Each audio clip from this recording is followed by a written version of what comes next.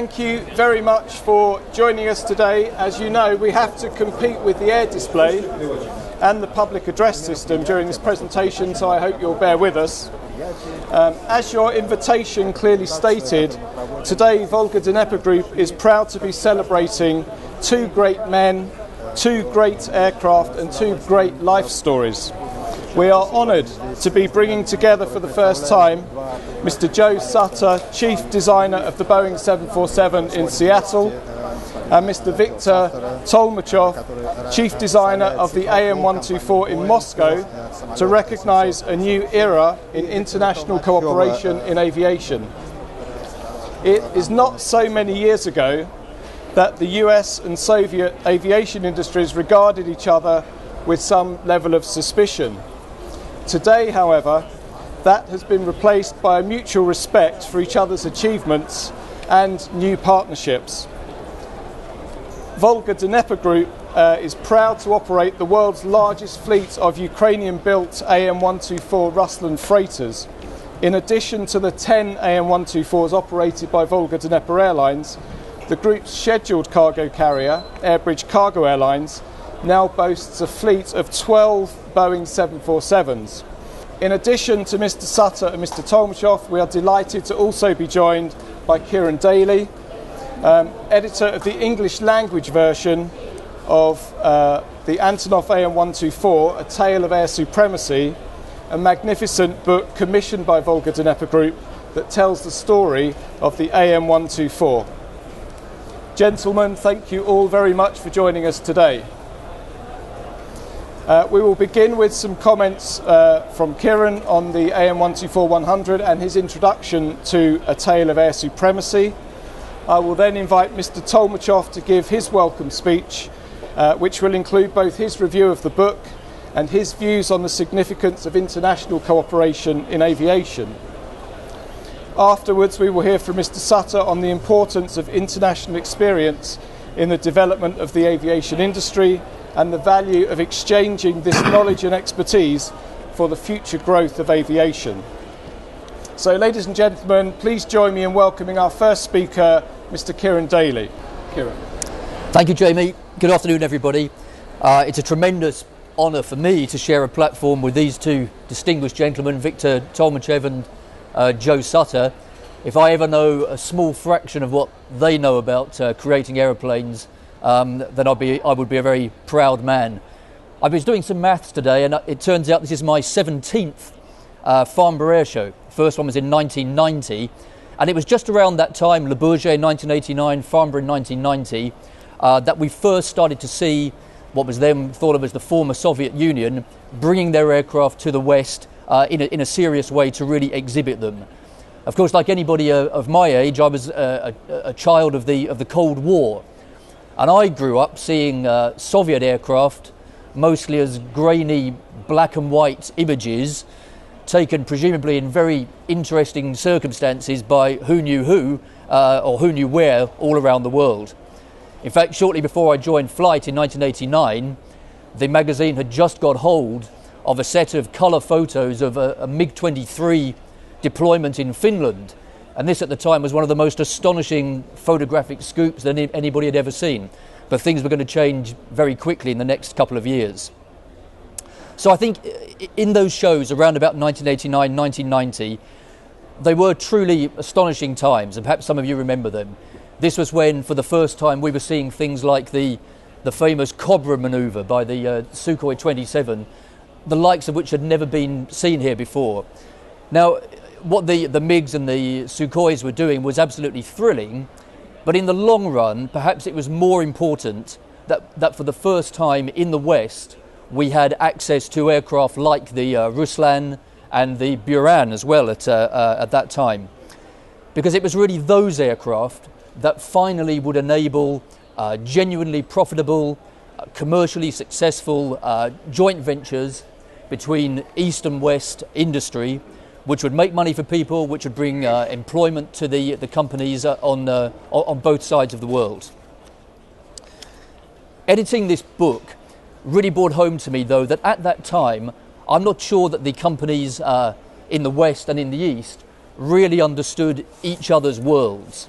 So they were trying to do business and barely understanding the kind of background against which they were operating. And when you think of that, it is just an extraordinary tribute to the vision and the imagination that people, I think especially on the Soviet side, excuse the word Soviet, but at that time it seemed reasonable, were able to show in imagining what they could eventually achieve if they could overcome the kind of cultural and political barriers that must have seemed almost insuperable. Well, of course, in the end, they did overcome those barriers. They did exactly that. And it was their entrepreneurial spirit and their immense technical expertise that perhaps in the West we didn't truly appreciate at that time, that would lay the ground for the kind of joint ventures which over the next couple of decades would create things like Volga-Dnieper and their competitors around the world. In the end, they all became true capitalists, of which everybody could be proud. And I think the businesses they've created, creating hundreds, if not thousands of jobs, what they contribute to global trade is just an extraordinary development in that 20-year period that we're talking about. So, I hope you enjoy the book. Whether you read it in the English or you're able to read it in the original Russian, I'm confident that you will find that some of the most interesting material is covering that period leading up to the early 90s, where for the most part we didn't really understand what was going on in the Russian or the Ukrainian aircraft industry.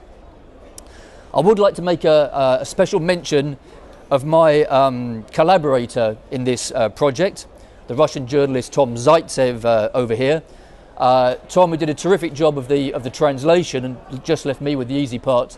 And Tom really does write English, which is better than quite a few English journalists who are hopefully not here today. I wish Volga-Dnieper tremendous success in future with the modernised, the updated version of the Ruslan, which they've been working on so hard for such a long time now. And I hope, in fact, they achieve such great things with that they feel obliged to update the book in perhaps 10 years from now. I look forward to that. But anyway, in the meantime, I'm going to hand over to these gentlemen and back to Jamie to carry out the introduction. Thanks very much. Thank you, Kieran. Thank you. We do have a very short time delay with our satellite, so again, if you'd be good enough to bear with us.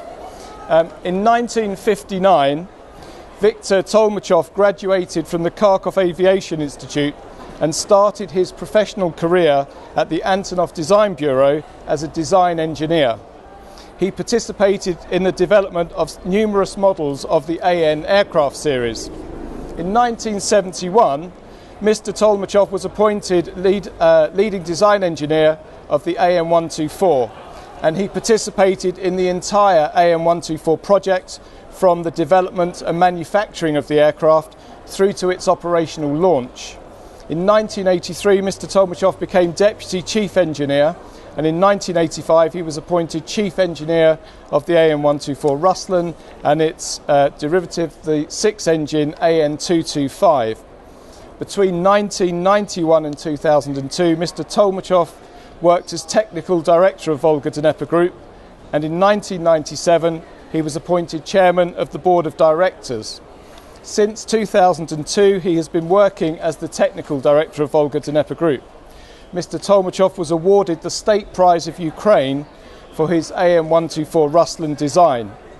I am delighted to say that Mr. Tolmachev now joins us from Moscow. Good evening, Mr. Tolmachev. We invite you to now speak to our friends and colleagues here at the Farnborough Airshow, and of course to Mr. Sutter in Seattle, with your comments on the book, A Tale of Air Supremacy, and the significance of international cooperation in aviation. Good afternoon, ladies and gentlemen. It is a pleasure to extend my greetings to you at this traditional air show. The humankind had always been dreaming of traveling from one side of the globe to another, and for that they didn't invent anything better than airplanes. The second half of the 20th century saw the culmination, with Boeing's manufacture of a wonderful Boeing 747 Jumbo, capable of carrying a great number of passengers and quite a few of small pieces of air cargo. And then the Antonov firm rolled out the An-124 aircraft, featuring a high monocargo capability. The two aircraft have literally made any location on the globe accessible today by bringing there about 500 passengers, or up to 150 tons of monocargo, which can be anything. And it is about monocargo, I stress. My company practices airlift throughout the world, utilizing the two finest aircraft. Nothing is static, and so is life, that is very dynamic. And time has come to make a new step. And this step will most likely be based on the integration of technologies, since it is synergy and synthesis that produce a breakthrough effect of quality. In my company, we strongly rely on and try to implement such a project. Should we succeed, the corporate slogan, which is "We airlift everything," will get its second life. Thank you. Thank you, Victor. From early evening in Moscow, we move to early morning in Seattle, and we welcome Mr. Joe Sutter, the man the Boeing company calls the father of the 747. Mr. Sutter is recognised as one of the preeminent aircraft designers of all time.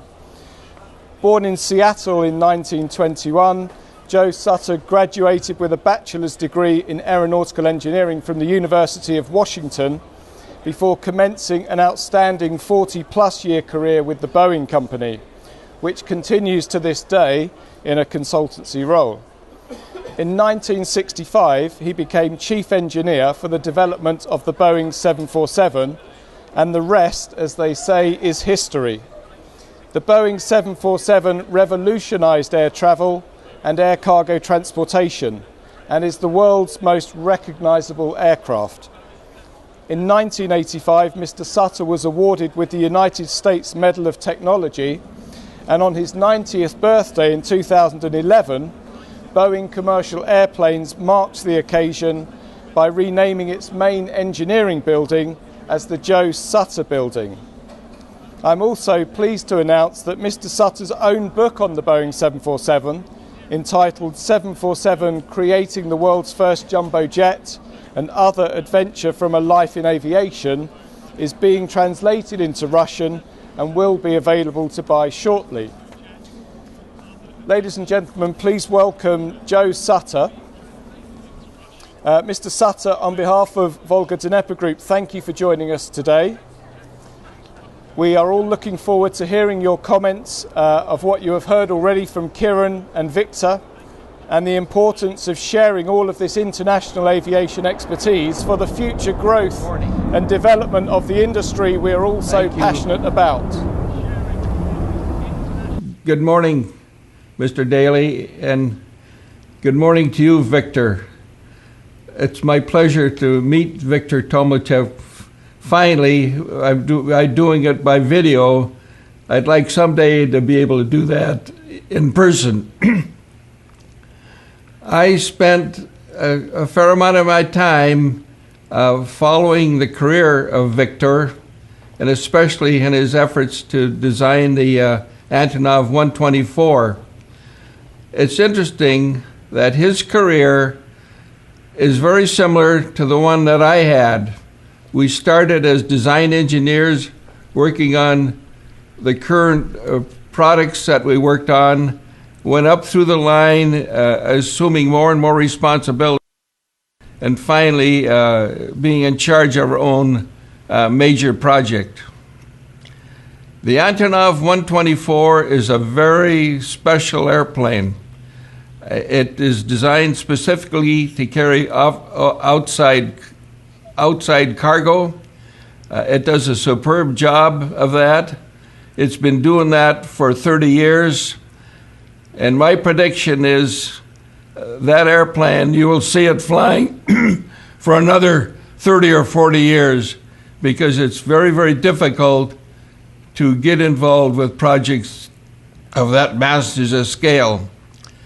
The Antonov 24 design is very specific for the job it does, and it does it in a superb fashion.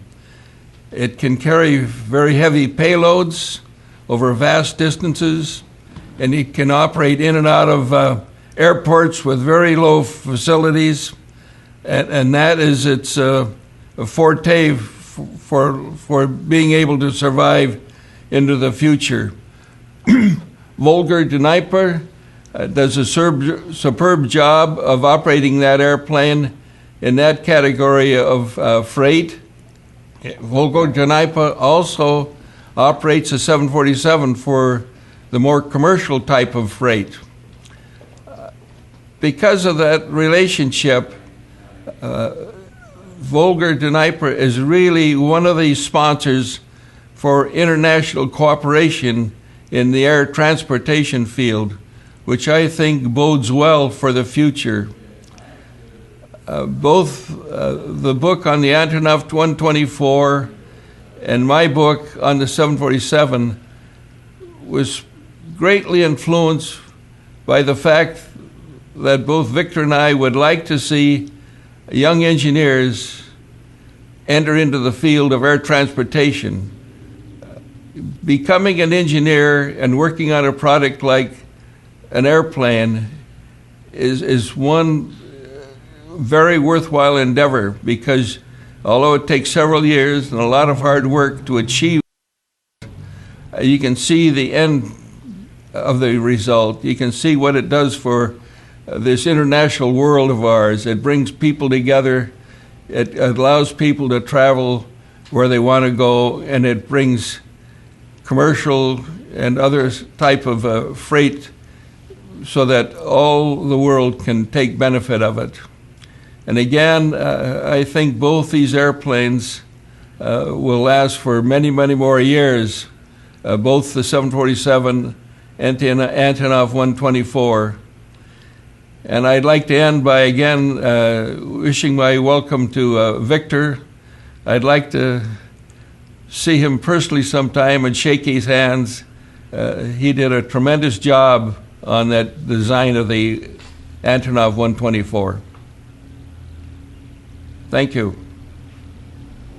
Gentlemen, thank you all very much for your comments. I'd just like for a moment just to get an operator's view of both the Boeing 747 and the An-124. We have with us today from Volga Dnipro Group Mr. Konstantin Vechin, Vice President North American Operations, who will talk to us briefly about the Boeing 747 and how important that is to the successful growth of airbridge cargo.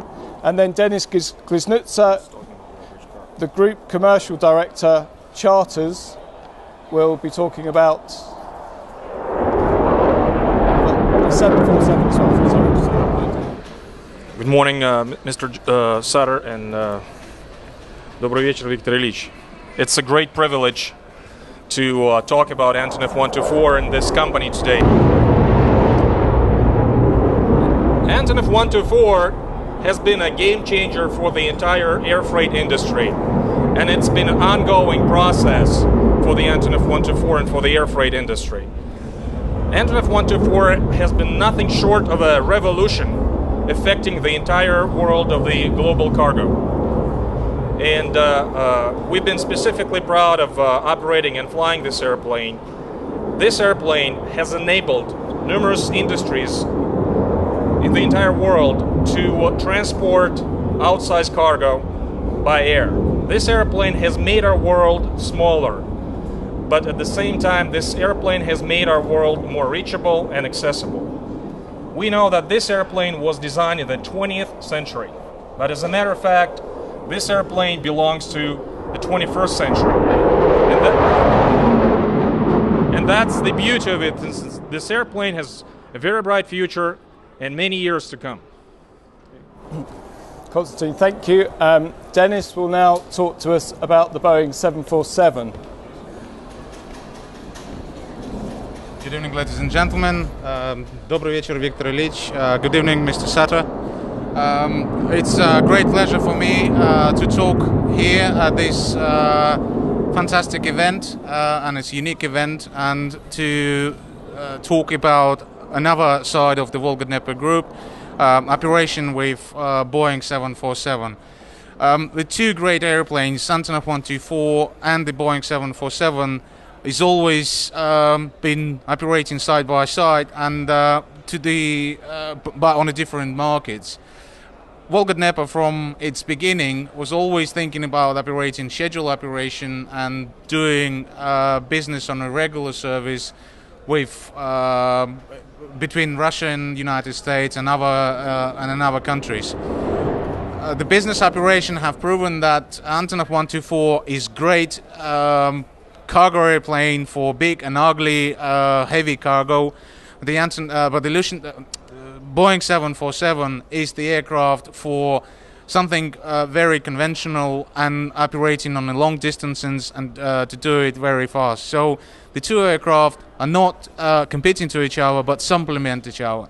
And it was a great opportunity for Volga-Dnepr to start 747 operation in 2004 as a subsidiary airline of Airbridge Cargo. And since then, Volga-Dnepr is enjoying operation of two of the best for charter operation, the Antonov 124, and for the scheduled operation, Boeing 747. And great thank you to the designers of those aircraft, and do believe that the business will present great opportunities for development between Russia and United States. Thank you. Okay, Dennis, thank you very much. We're going to conclude our final few minutes just with a question for each of our speakers, and we're going to begin with Mr. Tolmachev. Mr. Tolmachev, are you confident we will continue to see more international cooperation in aviation in terms of the next generation of aircraft, and what can the partners gain from this cooperation? There is no doubt that future belongs to cooperation.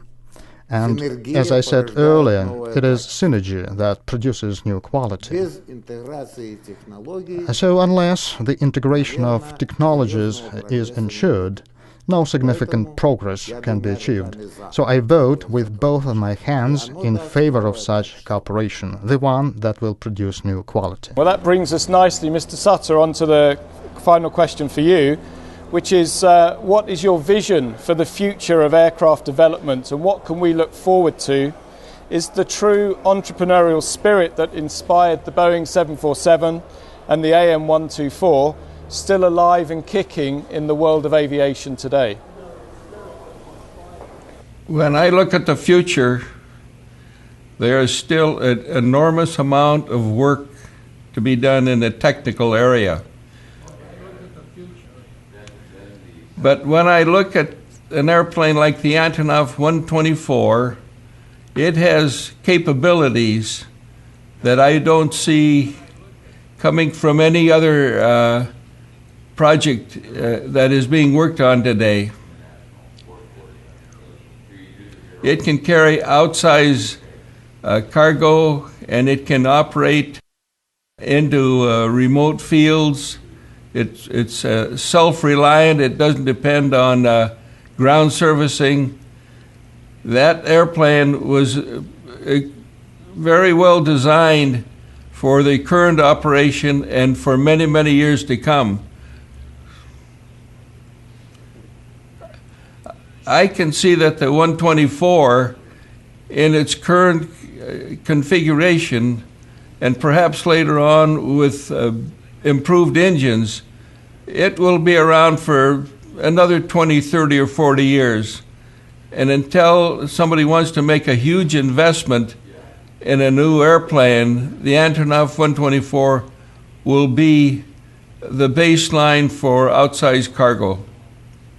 In regard to the 747, it has been through 5 different derivative models. The Dash 8 is the current one just going into service today. That airplane also has been around for almost 40 years now. I think you can see that being in production for another 30 or 40 years. To replace those airplanes with new airplanes and those capabilities is an enormous investment, and therefore I think they're going to last for quite a long while. There is improvements in technology, but they can be absorbed into those airplanes.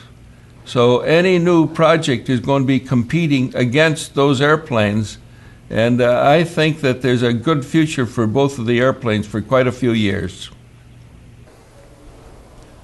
Thank you very much, Mr. Sutter. Gentlemen, once again, thank you for taking the time to join us today, and most of all, thank you for your individual contributions to the 2 remarkable aircraft that we've been so proud to recognise today. Ladies and gentlemen, Kieran will be staying with us for a few more minutes to sign copies of his book, Tale of Air Supremacy, but we now say goodbye to Mr. Sutter and Mr. Tolmachev, and I hope you will join me in thanking them both for their contribution to today's event.